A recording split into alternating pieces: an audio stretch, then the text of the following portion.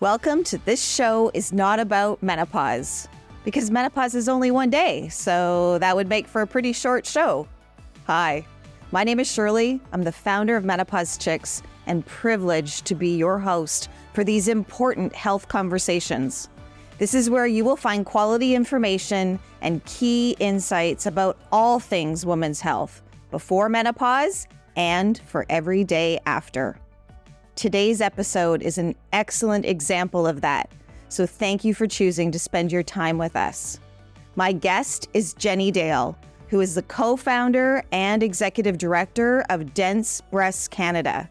Jennie is one of my fellow women's health advocates, and I consider her a rock star in this regard. She is a change seeker, and she is a change maker, and this show is going to ensure that you have the most up-to-date news as it relates to breast density in Canada. So let's do this.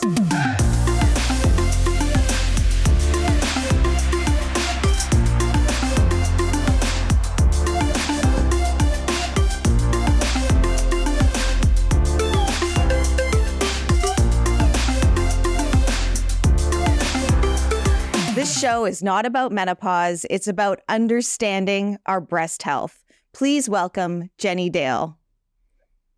Thank you so much, Shirley, for that introduction. Hi. It's so nice to see you. Thank you for doing this. Thank you so much for having me. You've already had a busy day today, haven't you? I have. I had my mammogram today. Yeah. What sound? Yeah. That's amazing. Yeah, let's actually count it. Sorry, Pardon me? I actually counted the seconds of compression during my mammogram, because there is this narrative out there that mammograms are extremely painful. And it's one of the reasons why women are not getting mammograms. And so I counted how many seconds of compression or discomfort did I feel? And it was 15 seconds per image. And there are 4 images in a mammogram. So that's 1 minute of discomfort. So I'm hoping that women will be willing to overcome that 1 minute. I mean, it is not so horrific that... for me, it wasn't, at least. I know for some women it is painful, and some women could probably benefit from having ibuprofen or, going at a certain time during their cycle. But for me, it wasn't bad at all. So we really need more women to go get their mammogram and not be afraid of it. Absolutely. So thanks for letting me get that in. Right? Yeah, no, absolutely. That and so much more. Do you know what I used to do when I was counting before I stopped drinking? I guess I can't do this for my next mammogram. I used to count 1 martini, 2 martini, 3 martini until it was over. Yeah. Okay, so let's back up. How did you land? I mean, you and I think there are so many gaps in women's health. And you and I have found ourselves in probably 2 of the biggest categories. So tell us your story. How did you find yourself as co-founder of Dense Breasts Canada? Okay. Well, as you said, it was a gap. It was a gap in my knowledge. I read this book. First of all, I was diagnosed with breast cancer in 2014. And a couple years later, I read this book called Had I Known. It was by Joan London, the former host of Good Morning America. And she had written about her breast cancer experience and was talking about, had she known that she had dense breasts, she would have gone for an ultrasound. And I'm reading this book and I'm like, what is she talking about? Like, dense breasts? Why don't I know about dense breasts? Because I was like this, crazy, health, fiend. I wanted to know everything about every part of the body. And I used to cut out things from magazines, about every health issue. But how come I don't know about dense breasts? And so as I was reading this book, it's just getting angrier and angrier because I felt, I don't know about this. Probably most women don't know about this. This is something they need to know about. This could impact their life. And so at the end of the book, she had the name of an advocate in the U.S. I immediately emailed that advocate, Nancy Capello. And I said, are you doing anything in Canada to get this information out to women? It's such important information. And she said, she's got enough to do with the U.S. And so she gave me the name of another woman who had contacted her, Michelle DiTomaso. And so I called Michelle and I, told her how angry I was. And she was just as angry. And we just clicked. She's in BC, in Vancouver. Yes. And we've only met once in the 7 years. Really? So they're 2 strangers. Yeah, 2 strangers Nancy also introduced us to a man, Jamie. And so the three of us, Jamie had lost his partner, and dense breast played a role in that. And so the three of us just started talking, and we realized we needed to do something about this. And so we started Dense Breast Canada. Yeah. That is amazing. And I actually had the privilege of sitting beside Michelle at a luncheon a few years ago.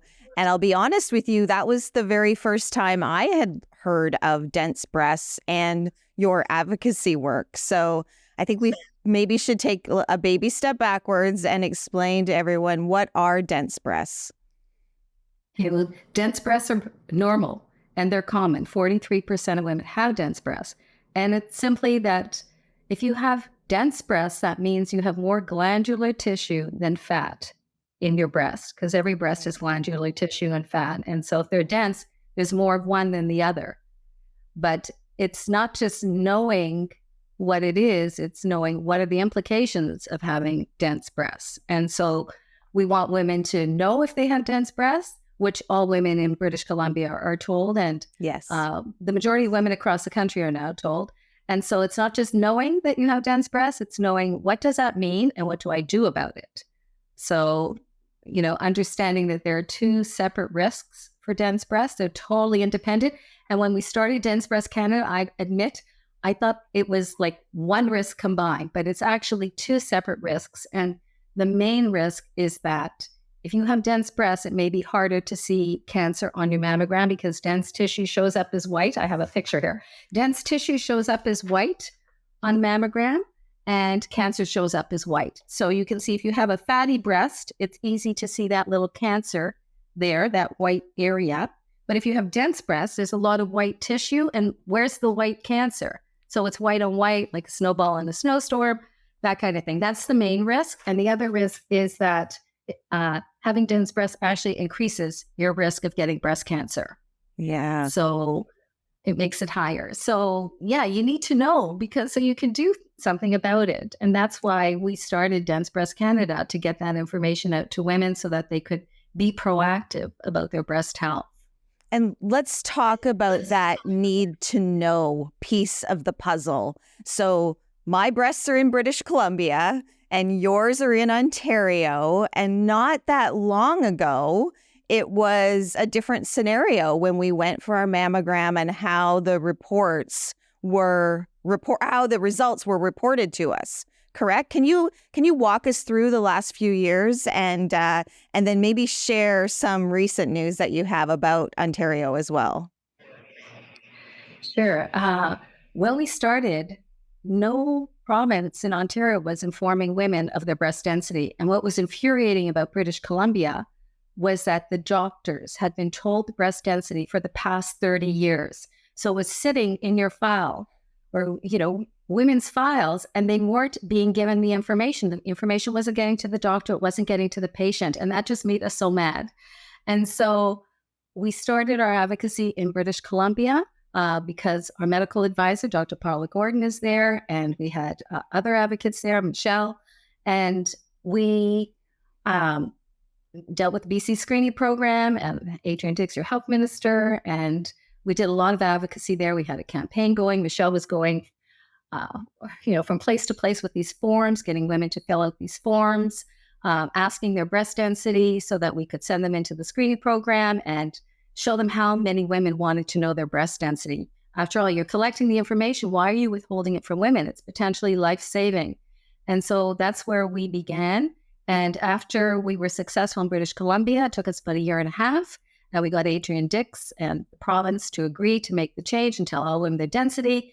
Then there was a bit of a ripple effect, and we had other provinces come on board. And then there was COVID, and then things kind of stopped. And so we had 6 provinces come on board, and we recently got Ontario to come on board. So now all women in Ontario are being told their breast density, and that just happened in July. Congratulations. Thank you. And we have a couple more provinces coming on board, hopefully in 2023, Saskatchewan, Newfoundland, and Labrador.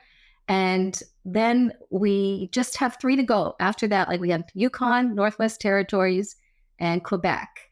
Quebec women are told online in their online portal, but they're not told in their mammogram result letter that gets mailed to them. And that's what we want. That's what we've been advocating for, that all women get that information in the letter they get in the mail, and they get a pamphlet with it.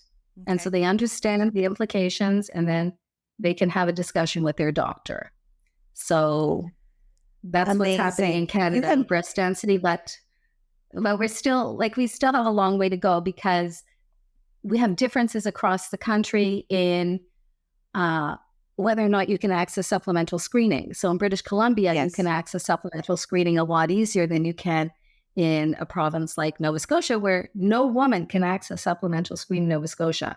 So we have tremendous disparities across the country. Our advocacy has evolved from density.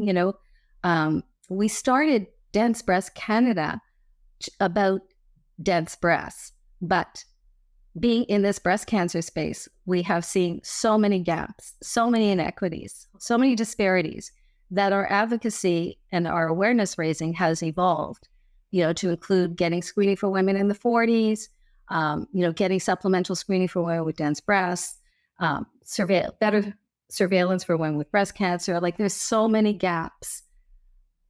It's unbelievable. It could keep going forever. It's not, women's breast health it's a huge, huge problem. Just as menopause is. It's totally unbelievable that we're in 2023 and you've just hit some of these milestones and still have many, provinces to fill in the gaps on. So why don't we take some of this conversation and break it down for our listeners? So number one message is go get a mammogram, right? Absolutely. Number two is it's really important to go to densebreastcanada.ca and find out if your province is going to report the density results to you automatically. So British Columbia, Ontario for sure. But then step two, and my question for you is, if I live in a province where I can get a mammogram, but my province isn't automatically reporting the density, can I go to my doctor and ask for it? Yes, you can. And you can also contact the screening program if you don't have a family doctor, because that's a problem now. But every woman can find out their breast density. So the provinces have upgraded software for the most part.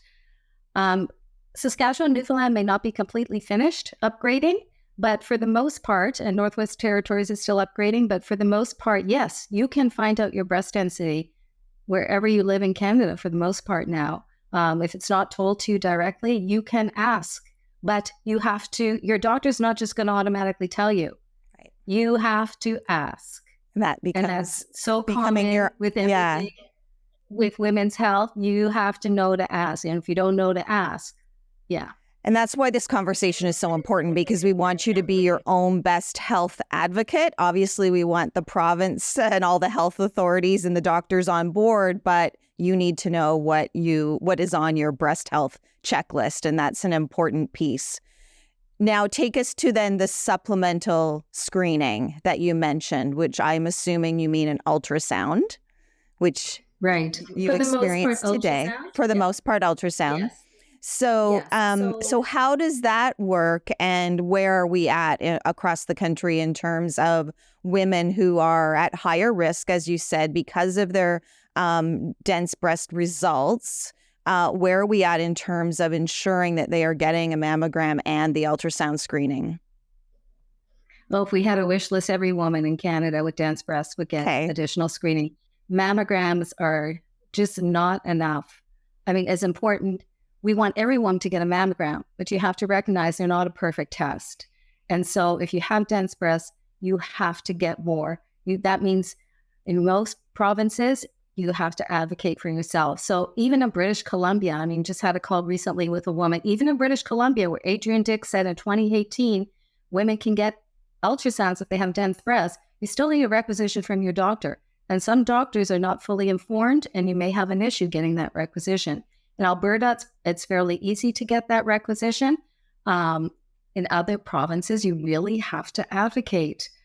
There's no province right now where it's just automatic. In Ontario, we're hoping in the fall they're going to announce that women in the highest category will automatically be eligible for supplemental screening. But even in British Columbia, it's not automatic. You have to ask for the requisition. And in many, provinces like Nova Scotia and Manitoba, you can ask all you want and it's not going to happen. So that means we need, those boots on the ground and get that advocacy going. So supplemental screening is a real whole. Ultrasound is for the majority of women, but if you're higher risk, you need an MRI. Okay. Ultrasound, is still, ultrasound will find about 2 to 3 additional cancers that were missed on mammo per 1,000 women. MRI is going to find 12 to 16 cancers per 1,000 that were missed on mammogram. So MRI is way above ultrasound, but we don't have the resources in Canada to give every woman with dense breast mammogram an MRI. We would like to see every woman with breast cancer and dense breast get an MRI. We don't have resources for that either. And that's a real fight because those women are still getting just mammograms. So there's so much self-advocacy that you have to do. So you have to be educated in order to be able to advocate for yourself. What you get in Canada really depends on how educated you are about your own risk, your own situation. It's not a one-size-fits-all. It really isn't. So, really appreciate this opportunity to talk about this because we have to get the word out to women that it's not a cliche that you're your own best advocate. It can be like a matter of life and death for you. Absolutely. And so, absolutely. You can't leave it up to your doctor. And I think we would be remiss too to not include in this conversation age. So let's talk about the recommended ages for going to have a mammogram. Well, the recommended age, the evidence, everything we do is evidence-based. The evidence shows that starting screening at 40 and going every year in your 40s, as Dr. Gordon would like to see it up to menopause. So going every year, starting at 40, saves the most lives.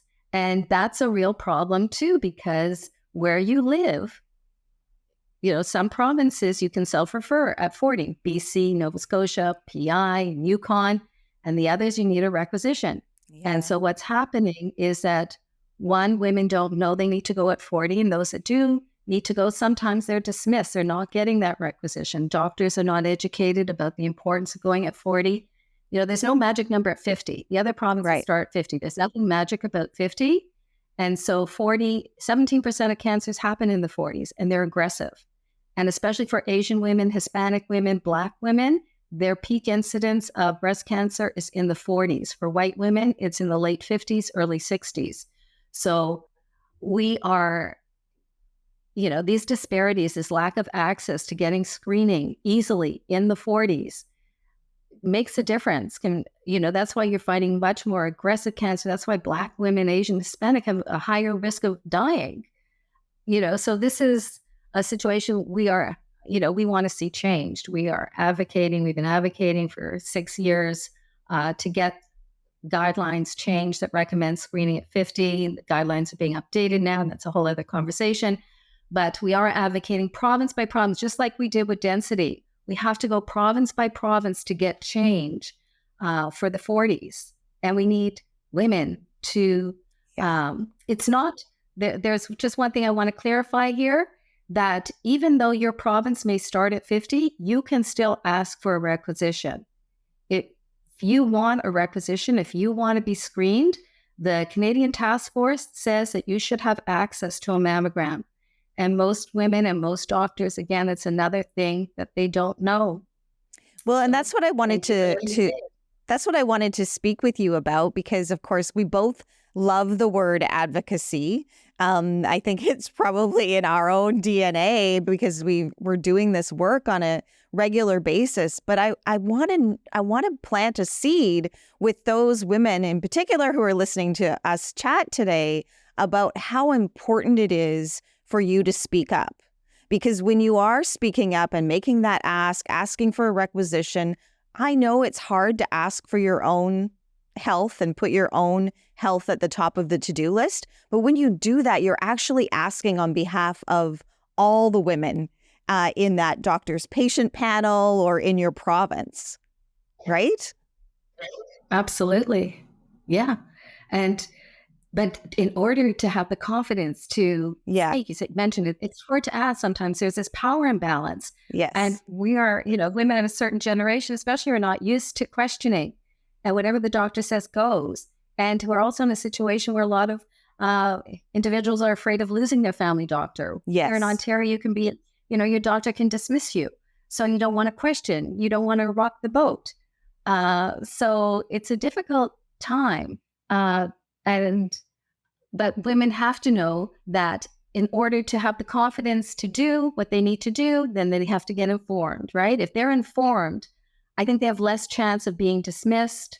I think if they can talk about their own risk, about their own situation, about what they need, why they need it, then they've made a case for themselves, and it would be hard to dismiss that.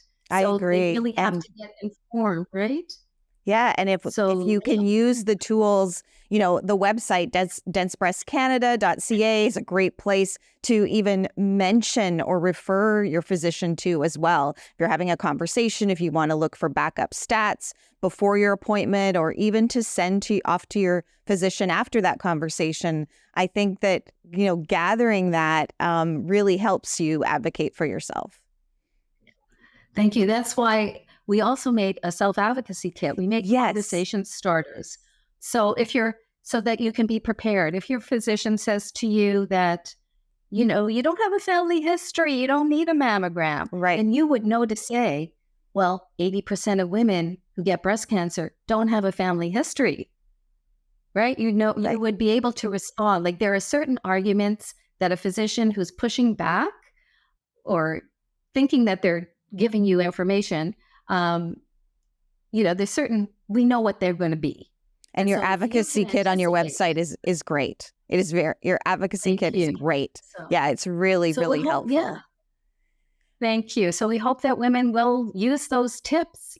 And, we have heard that women who have used it have been able to get what they need. I'm not saying that every woman's going to have a problem. Like, I don't want to scare women saying, oh, it's going to be so tough to get what you need. It may not be at all, but you still need to be prepared, and you still need to know, because we're hoping that you'll also give this information to your friends and your family, just as, you're saying this is information that women need to know, and how they're going to learn it. We rely so much on each one telling one, that other women will spread the word, because how else is it going to get out there? We don't have these public health campaigns on breast health. We don't have, our governments spreading awareness. It's only through, we're a small group. So we need women to tell women. And that's the same, I believe, with the awareness raising that you're doing. You need others. 100%. So let's do a quick recap. So if you're 40 or above, make sure that you are going for a mammogram. Step 1. Number 2, find out if your province is automatically reporting your breast density. We actually have the visual from your website. Amy, can you put that up for us? This really helps women when they do get their results in the mail, doesn't it, Jennie? Just to kind of understand the A, B, C, D level. And I think we should probably now just reinforce too that having dense breasts does not mean you will get breast cancer. It means that it will be harder to detect, and you are at a greater risk. Is that correct? That is correct. They're common. They're normal. It shouldn't make you anxious in any way. It should just make you informed. Right. Just as if you have a family history, it's another risk factor. It's another health factor that you have in your health binder, and that you and your health professional, your health team, are talking about and reviewing on a regular basis, along with other screenings. Yeah. So I think that's. Yeah. That would be nice. That would be nice if it was reviewed that way.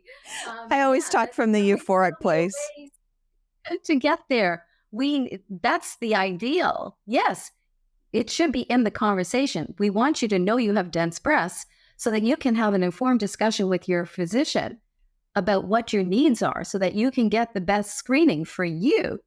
And that would be ideal. But this density conversation is often left out or negated. Right. And so there's obstacles to overcoming this conversation. You don't have many women asking for ultrasound. You don't have many doctors offering ultrasound. You don't have many of them having the conversation. It's just not there yet. Yeah. So we want you to be able to feel comfortable having it.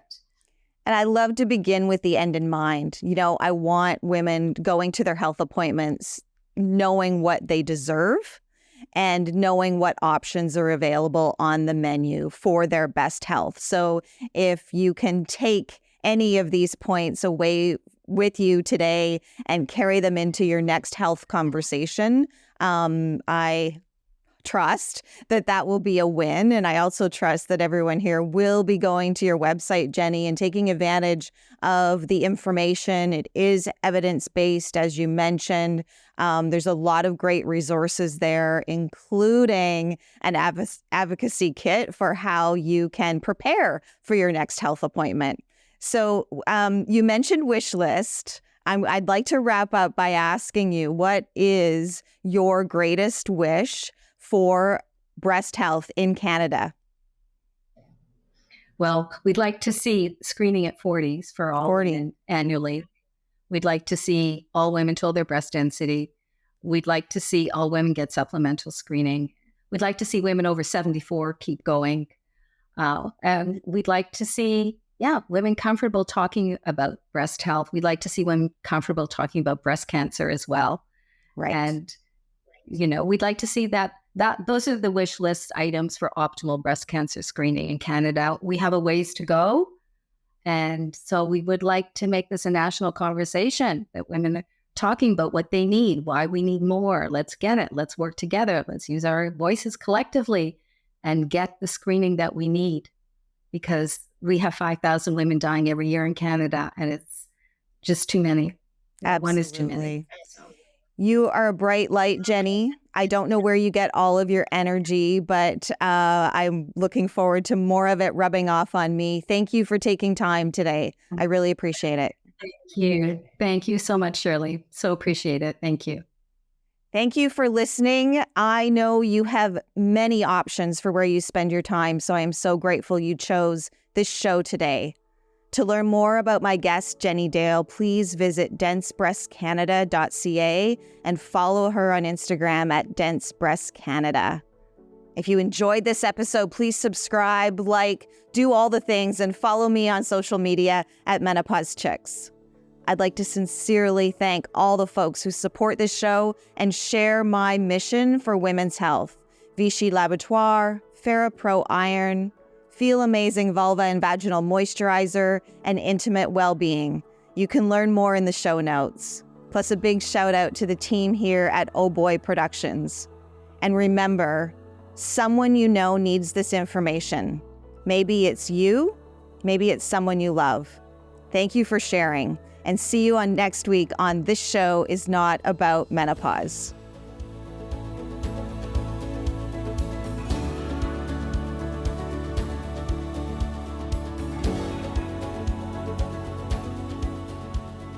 Intimate Wellbeing, founded by Cass and Leah, is elevating the conversation around women's sexual health. And I am so grateful they have invited me along for the ride. Sexual health is health, and Cass and Leah have taught me that embracing my joy is a key part of a healthy midlife. Speaking of joy, they are the founders of my new favorite personal lubricant, Okanagan Joy. Together, we've reviewed the best sex toys for midlife, hosted information sessions for their community and mine, and fostered a new generation of confident women living their best midlife and beyond. Learn more at intimatewellbeing.com and be sure to click on Menopause Chicks Picks.